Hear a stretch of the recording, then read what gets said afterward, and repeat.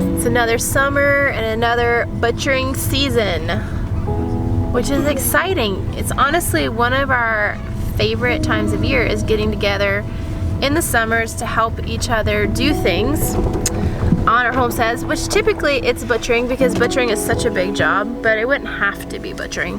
The really exciting thing for Arthur and I today is the boys all went with Grandma, which means that we can both just focus on being really helpful today. And that's exciting for us because usually one of us is chasing, usually me, but sometimes Arthur, are usually chasing youngins around. And so it's gonna be fun. We're gonna really work together today. Wow, this place looks great.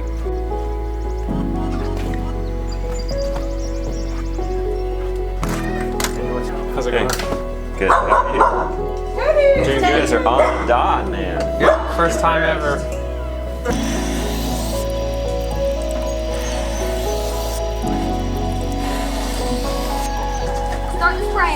It's almost 9. We're starting with a bang.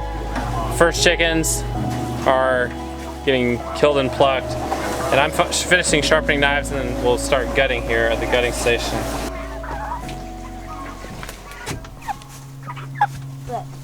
He's huge. Huge, huge chickens.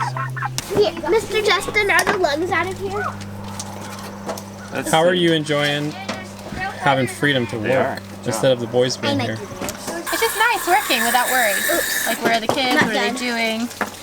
Because the girls are with us, but they're working with us, so it's nice. Also, I feel like I'm just learning so much because Mama, can you cut off the neck? I don't like cutting it off. Yeah, because I'm able to work without interruptions. I'm able to like do whole processes. How do you feel about the arrangement of working and trading work for chickens? I mean, I like it. I would do it for free just because I like that too. What I like about bartering is that there's relationship in it.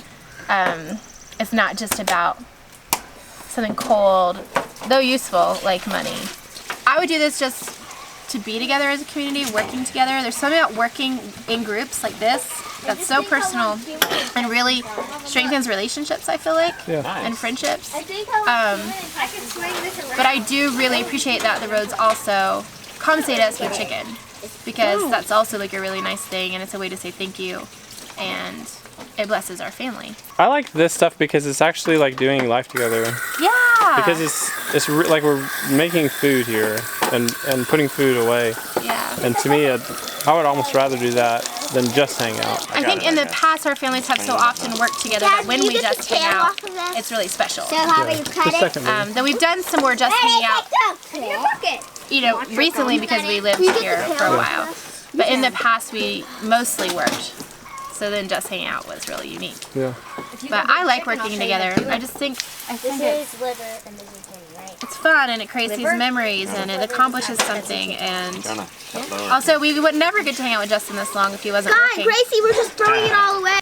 Can you imagine doing chickens without help? No. I hate to imagine that. That's like a nightmare. Yeah. So I can't imagine it, but it's like a daymare. Yeah. It's awful.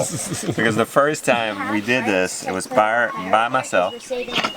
And one mistake I made, I read all the books, I watched all the movies, I watched Joel Salatin do it in like 30 seconds. And I remember, instead of reaching through here, see that open cavity? Somehow I got into my mind that I was supposed to gut through the breast, which is like 2-inch hole. And I think, Rebecca, we had so many problems. It was you butchered one chicken. 1, 2, 3 chickens maybe in the day. He also burned a hole in his shirt from trying to start the scalder. Blocked it out of my memory. And I just remember like coming out there, and he was just so discouraged. And I mean, the kids were there.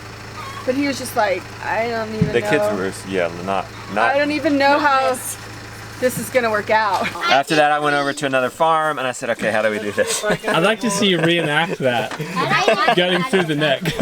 Yeah. So, oh my goodness, really? But I don't think after that we did many by ourselves, because we're like, our friends were always like wanting to get their hands dirty, connect to their food. And it's kind of a neat experience for somebody. Yeah. and you have somebody to talk to, somebody to laugh about, and it just makes it so much more fun. There are no more chickens. I would dread it if we had to do it by ourselves. Where's chickens? There are no more chickens left. Hey, Rebecca, do you look forward to chicken killing day? Yeah.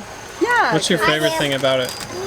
I think seeing my friends. Yeah. I mean, I like filling our freezers. Yeah. You have a heart. That's a nice byproduct. I mean, fry it for us. You know, like I know where our food came from and all that great stuff too. But I think it's like just talking to our friends and all of that and spending time together. Yeah, everyone get a heart. Is probably the main funness. Yeah. If that's a word. It'll work. We're doing a chicken eviscerating contest for speed. They've saved the biggest ones for last. And so we're going to line them up, and whoever wants to get in on it is going to jump in. I think one of the coolest things about YouTube is that it's actually grown a lot of community. That's like in-person community. And just made connections that are really awesome. Like between people who are doing it, but also between people who are watching and doing it. Yeah. You guys remember when we would butcher early on before YouTube? Yeah. Y'all were our community, and that was it. Yeah. And now I just saw a video that the Sow the Land and Fit Farmer got together. Yeah.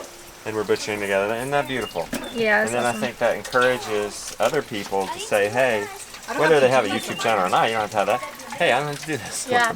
Well, like, and for instance, like, we knew that we didn't have the time to grow chickens this year, or we haven't in a couple of years. So the haulers offered to grow us some chickens out. Oh wow. I mean, we're splitting the costs and everything, and then we'll help butcher. So that's like a whole nother level of taking it to the community level. Like, oh, you can't grow that this year. Let me grow it for you.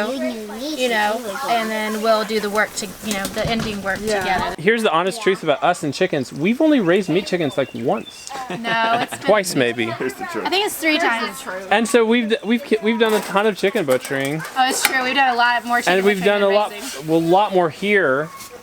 And I would just like that to be an encouragement to like anyone who doesn't feel like they have what it takes to do projects. Like find people around you who are doing the projects and go out and learn. And if someone's killing chickens near you and you're gonna really engage and work hard to learn, they're gonna want you there.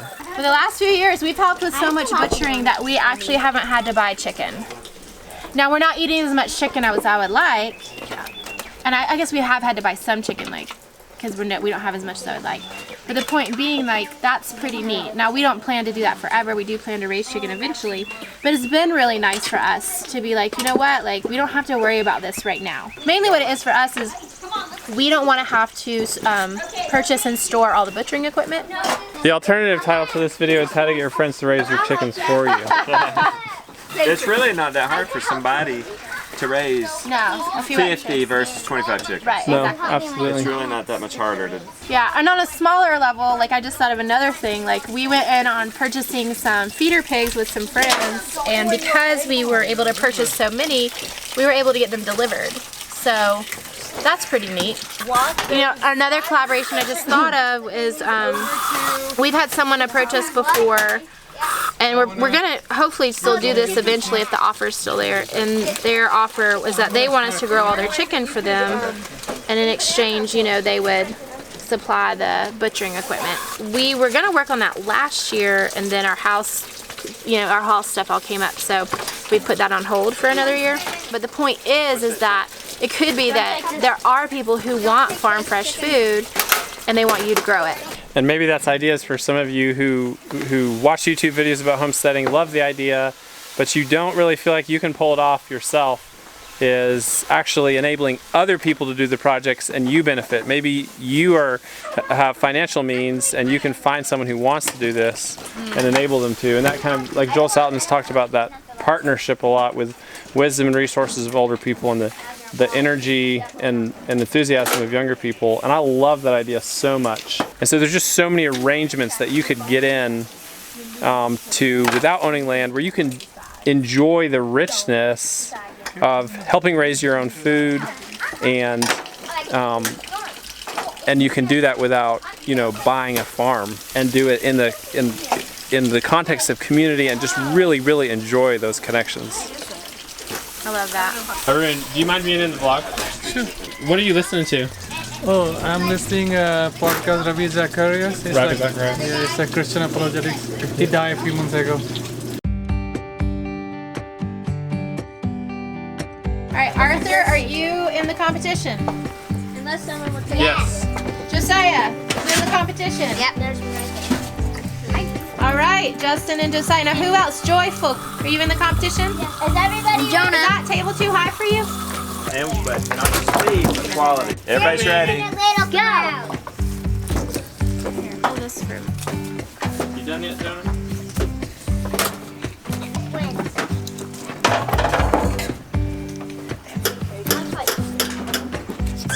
Win. I gotta live up to my title, don't I? So much pressure. I'm about to beat you, Papa. Oh, so close.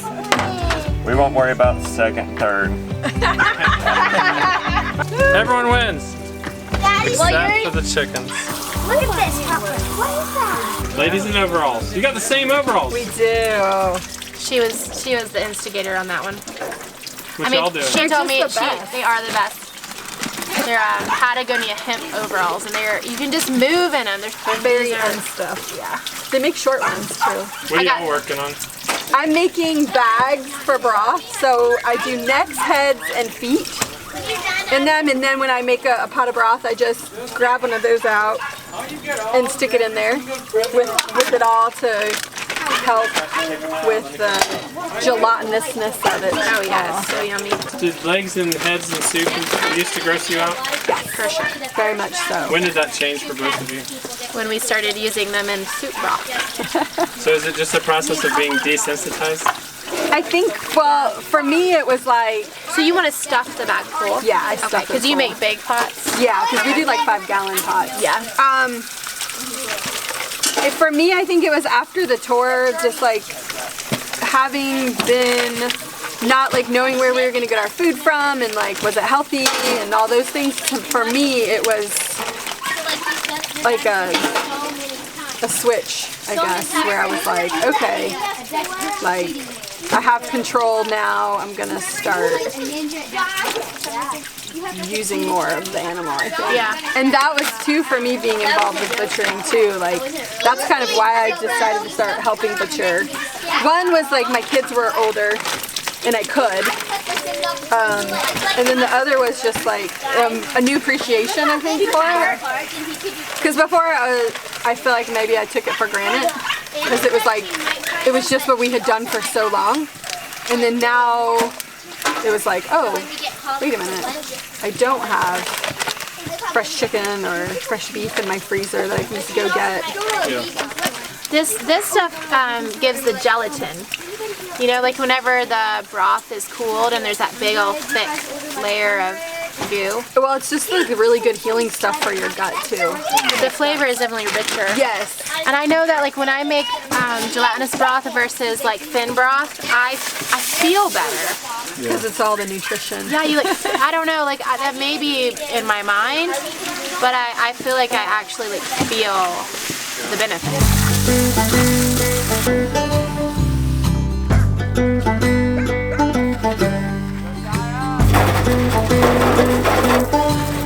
That's a 6-pound bird. First bird back. First bird. Big one. First bird kill, you gotta relearn everything.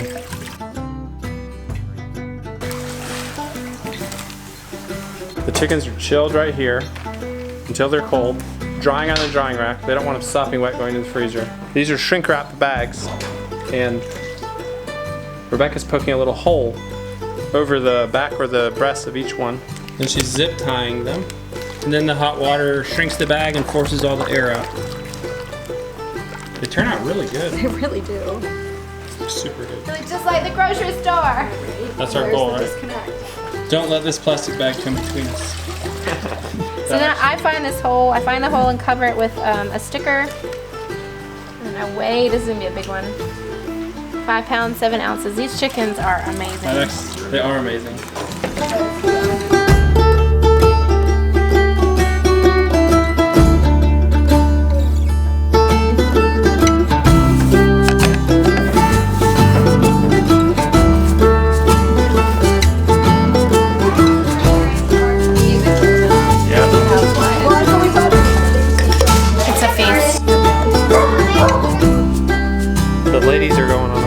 and help out with the chores for a few minutes, and then we're gonna head out to get our boys.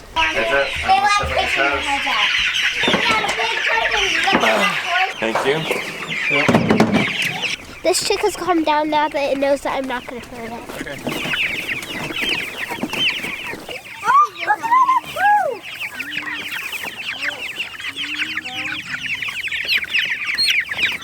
Okay. Here you go.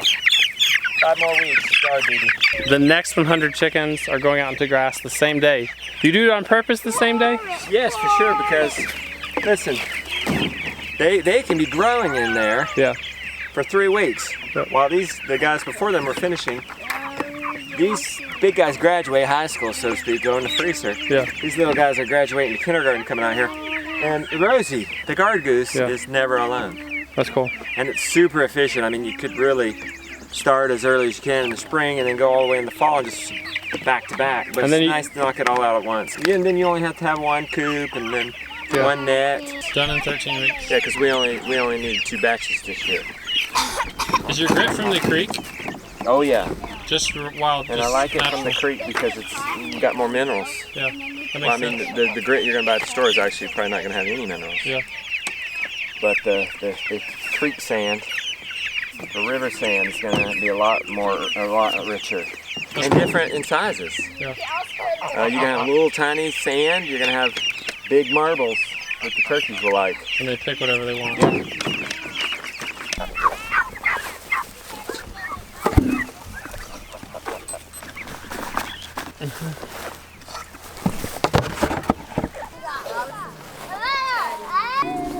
It's so funny he likes you. He loves me. He doesn't like you.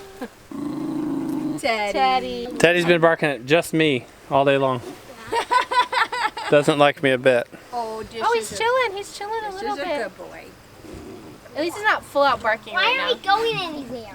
'Cause we're just He's been enjoying- barking and growled at just me. Everyone else is good. Oh, Get out while we going can. anywhere. Look Brianna's Let's face. play while we can.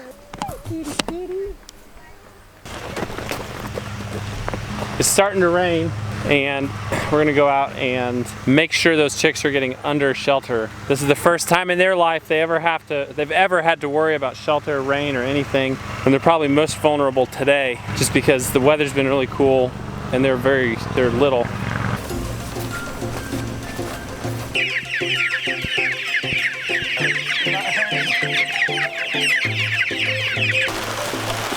We're going to check out the treehouse next.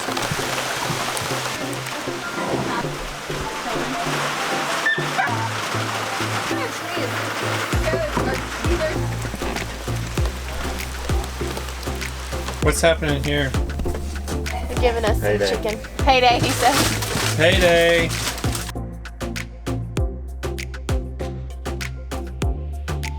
We just ate dinner or supper with Grandma and Grandpa. Picked up the boys. The boys had a great day, we had a great day. Thanks for supper, y'all. Welcome. Oh, Anytime. We have had an awesome day killing chickens. So thanks for joining us. We'll see you later. Bye-bye. I'm gonna go down.